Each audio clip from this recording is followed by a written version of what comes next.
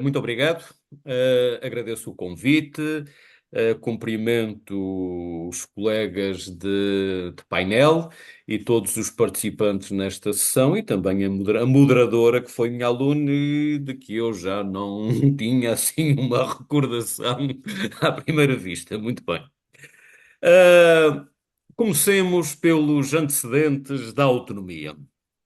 As raízes da autonomia recuam à segunda metade do século XVIII, quando ocorre a emergência do Estado moderno, com aumento das prerrogativas do poder central e decréscimo da jurisdição das instituições locais.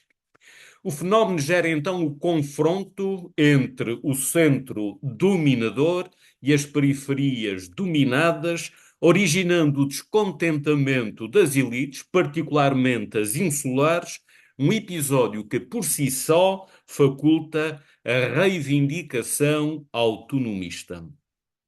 Sem o querer, o Marquês de Pombal foi um dos pais da autonomia açoriana. Ele procedeu à extinção das capitanias e intentou a domesticação dos municípios.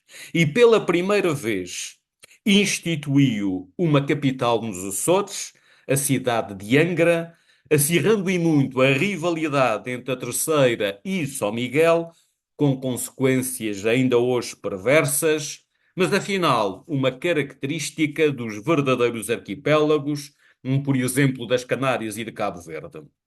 Porém, é a criação da Capitania-Geral em 1766 que constitui a cobaia da eterna disputa entre o centro, Lisboa, e a periferia, os Açores, originária da odierna autonomia. A partir de 1820, já no século XIX, a implantação do liberalismo ajudou muito na luta e na conquista da autonomia. E por duas razões. Na prática, a adoção do modelo administrativo francês racional e uniforme contribui para o reforço da centralização, suscitando o aumento do descontentamento. Na teoria, a proclamação da liberdade e o direito à participação conferem legitimidade à contestação, propiciando o acréscimo dos contestatários.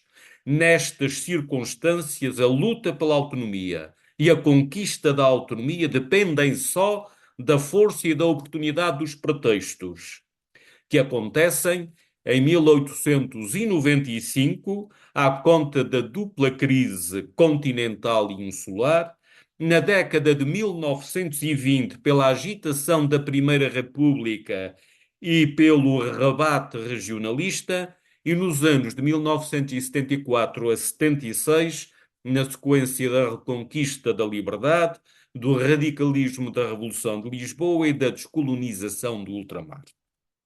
Nestes casos, a autonomia é uma tentativa de subtração dos Açores das incertezas da história de Portugal. Nestes casos, a autonomia é sempre filha da fraqueza do Estado. Falemos agora dos movimentos autonomistas. Antes das incidências dos nossos dias, identificamos dois movimentos autonomistas, um no termo de 800, outro no primeiro terço de 900.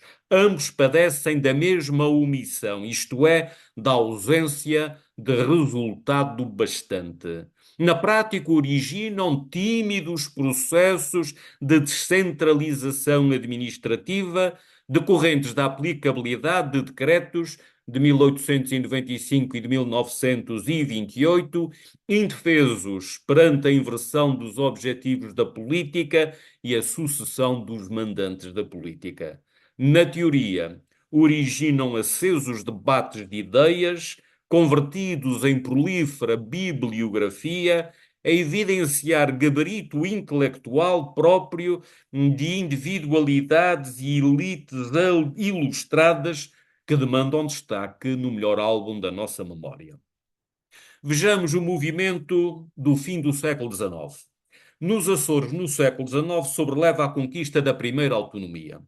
mais do que expressão de uma identidade lesada pela desunião das ilhas, o triunfo autonómico decorre de incidências administrativas, económicas e sociais de todo conjunturais. Acima de tudo, da interiorização de um sentimento de desprezo dos Açores pelo governo de Portugal, próprio de um povo que ao Executivo de Lisboa paga mais, que do Executivo de Lisboa recebe menos. Próprio de um povo português na hora do tributo, estrangeiro na hora do benefício. De facto, na segunda metade de 800, a adversidade económica agudiza o desentendimento político, agravando a síndrome do abandono das ilhas. Em 1891, pouco antes de finado, Antero de Quental percebe o desencanto dos insulanos. Com efeito, em missiva endereçada de Ponta Delgada a Oliveira Martins, o poeta observa que, cito, uns desejariam ser americanos, outros ingleses, ninguém manifesta sentimentos de português. Na conquista da autonomia sob o lema da livre administração dos Açores pelos açorianos, influi a ameaça do separatismo, beneficiária da debilidade do poder central, abraço com as vagas do nacionalismo e do republicanismo, consequências do ultrajante ultimato inglês de 1890. Porém, em vez de reivindicação da independência, incompatível com a evidência de necessidades mil, os contestatários sugerem a associação às principais potências marítimas, não pela via da anexação, de preferência pelo estabelecimento de um protetorado. E as escolhas são óbvias, vacilando entre a Inglaterra, a preferida, enquanto perdura a memória do comércio da laranja, e os Estados Unidos, cedo eleitos pelos faialenses, por força da família Dabney, depois e para todos o aliado mais natural por impulso da imigração. O pioneirismo autonómico tardo-oitocentista não prima pelo proveito. A legislação é ávara de competências e ignora o princípio da aplicabilidade geral. De facto, a nova administração respeita a tripartição distrital, logrando concretização quase imediata em Ponta Delgada, a prazo em Angra e jamais na Horta. Neste desfecho impera a precipitação dos micaelenses, que, não refeitos do trauma unionista da capitania geral e sob a alegada falta de tempo, condescendem com a dispersão até com o bairrismo. Aliás, a autonomia dos Açores, órgão de expressão da Comissão Protetora da Autonomia de Ponta Delgada, é explícita na garantia de que, quanto ao acordo entre as ilhas, é escusado pensar nele por enquanto. Tudo resultado de um artifício e de uma conveniência, típicos de quem dispõe de receitas próprias consideráveis, almejando por uma gestão autónoma, descomprometida da assunção de encargos com as demais ilhas potencialmente deficitárias. Passemos ao movimento do primeiro terço do século XX. Nos Açores, no primeiro terço do século XX, o ressurgimento da ideia autonómica deriva, sobretudo, do propósito de subtração do arquipélago à desordem da Primeira República, que pelas manifestações antirreligiosas origina a repulsa de todos, que pelo espectro das transformações sociopolíticas provoca o amedrontamento dos grandes. Aliás, em 1925, José Bruno Carreiro, que transforma o Correio dos Açores em arauto da autonomia, assevera que a revolta dos escravos, designação da propaganda autonomista micaelense, constitui um protesto contra a degradante política portuguesa. Ademais, os ventistas buscam refúgio no regionalismo suprapartidário e conservador que pugna pela revalorização das periferias contra o centralismo republicano, contra o sacrifício da unidade açoriana, perpetrado pelos autonomistas de 1895, em benefício da rápida emancipação dos distritos fragmentários, sobretudo de Ponta Delgada, a nova geração regionalista pugna agora pela concertação de diversidades em procura de um denominador arquipelágico comum. No dizer de Luís Ribeiro, uma missão de custosa consumação, dada a prevalência de mentalidades ilhoas distintas da primazia de uma afinidade regional. Mesmo assim, os comprometidos insistem na construção de uma sensibilidade geral, cognominada de espírito, sentimento, alma ou consciência açorianas. Por sinal, pouco antes de Vitorino Nemésio inventar com maior felicidade o conceito de açorianidade no dialbar dos anos 30. O decreto ditatorial de 16 de fevereiro de 1928 consubstancia o novo progresso político que faz a apologia do sistema autonómico e promete a concessão de recursos financeiros. Contudo, em vez de fortalecimento, reconhecemos definhamento. Para tanto, influem a ascensão de Salazar e a insídia dos próprios regionalistas, cujo ideário conservador enleva o autoritarismo e o nacionalismo, condescendendo na troca da emancipação política dos Açores pelo reequilíbrio financeiro de Portugal. Sob o desígnio da salvação pública, logo em 31 de julho de 1928, um novo decreto, já subscrito por Salazar, incumbe mais encargos à administração autónoma, mantendo os recursos. Então, as juntas gerais viram pagadorias do Estado de todo desprovidas de capacidade de investimento. Como se dizia, para receitas de vida, possuíam despesas de morte, sem acréscimo de financiamento, isto é, com as mesmas receitas, com acréscimo de necessidades, isto é, com mais despesas. A estratégia insular é humilhante, consistindo no pedido de socorro a Lisboa à custa da agudização da dependência que impede a reivindicação do direito. Ademais, entre os paladinos do regionalismo é nítido o acobardamento, quase a traição. Aliás, a inversão de posições é mesmo drástica, admitindo alguns que a autonomia seria boa antes de Salazar, má depois de Salazar. A título de exemplo, atentemos na submissão ao salazarismo de Francisco Machado Faria e Maia, tido por autonomista.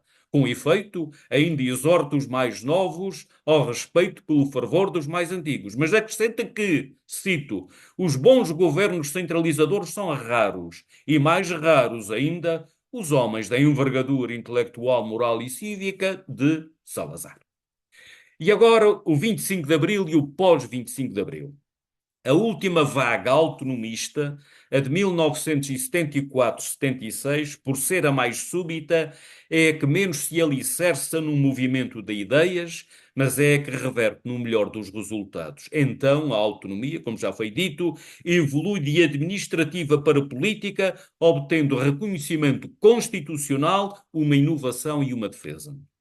A descoberta e a identificação das raízes da autonomia constitucional, da mais recente, são tarefas hercúleas, por falta de fundamentos bastantes. Com efeito, a míngua da reivindicação interna cede palco à oferenda externa em relativo desabono da causa autonómica. Mesmo assim, demanda realce em 1961, 63 e 64, em Ponta Delgada, Angra do Heroísmo e Horta, respectivamente, a realização das Semanas de Estudos dos Açores, até pela perpetuação na memória das gentes.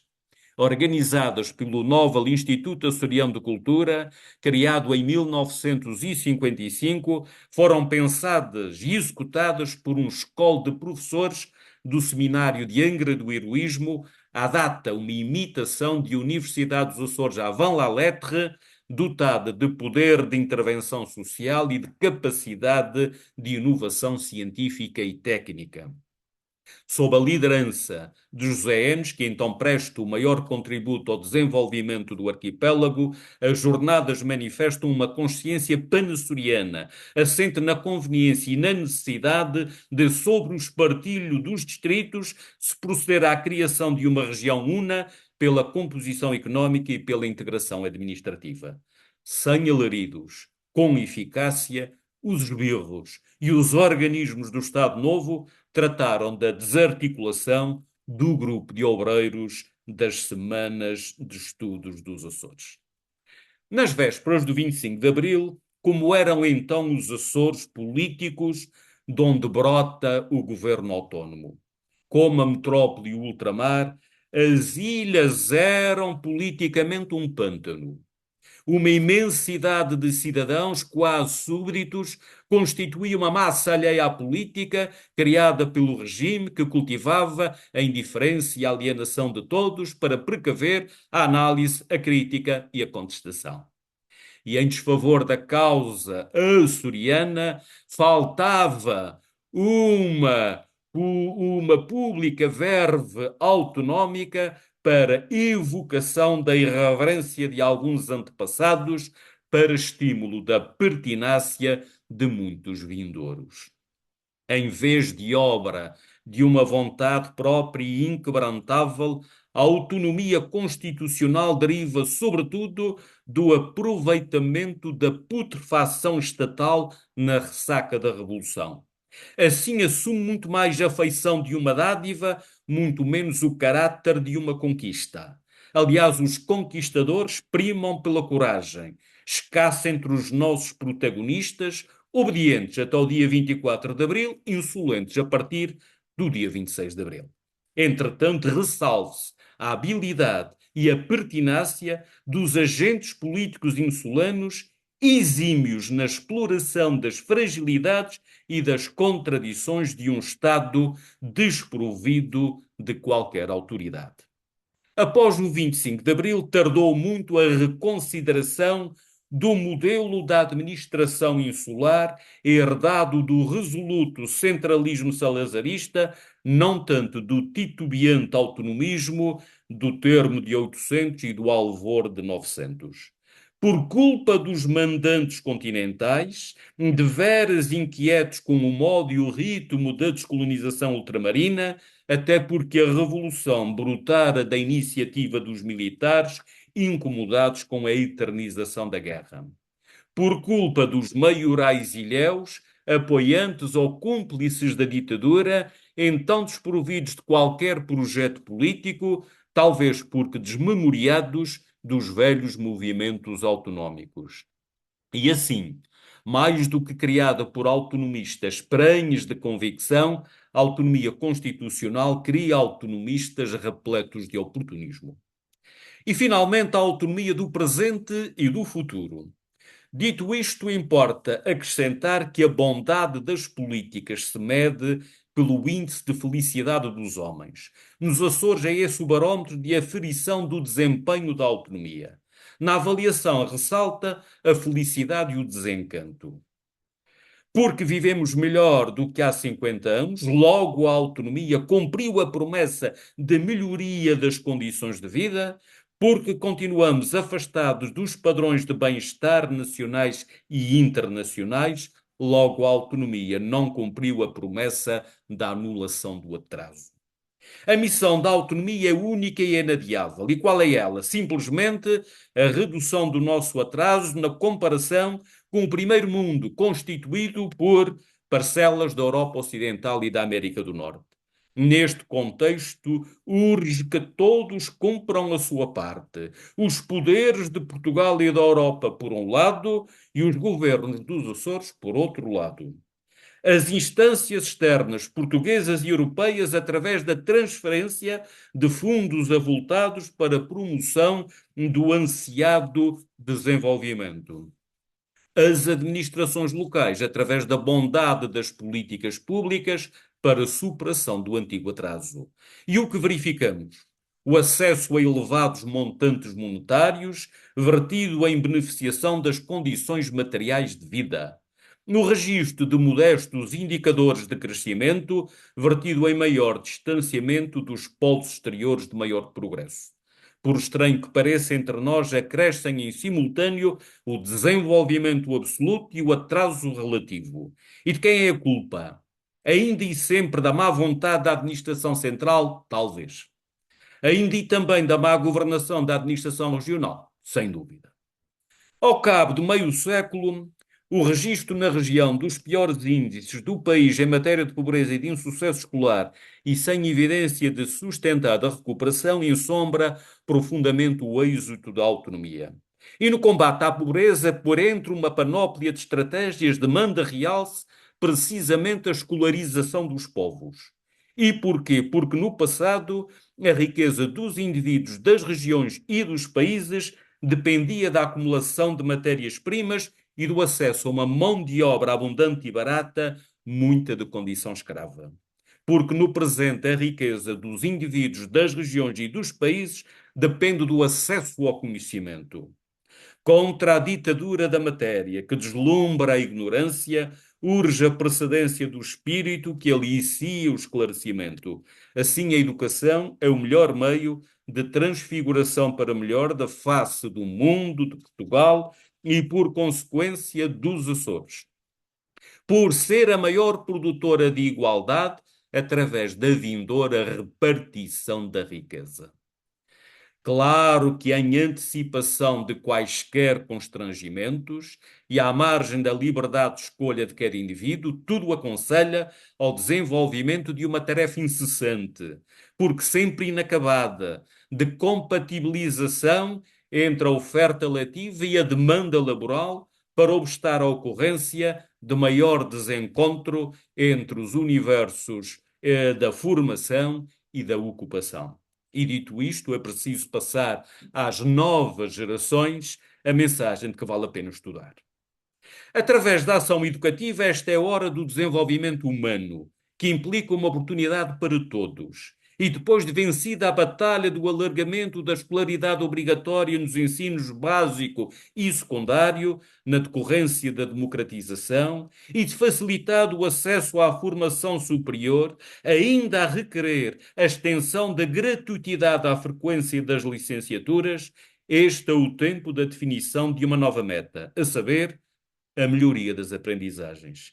Só assim entre nós a educação cumprirá a sua insubstituível missão de agente de promoção da economia e de nivelamento da sociedade.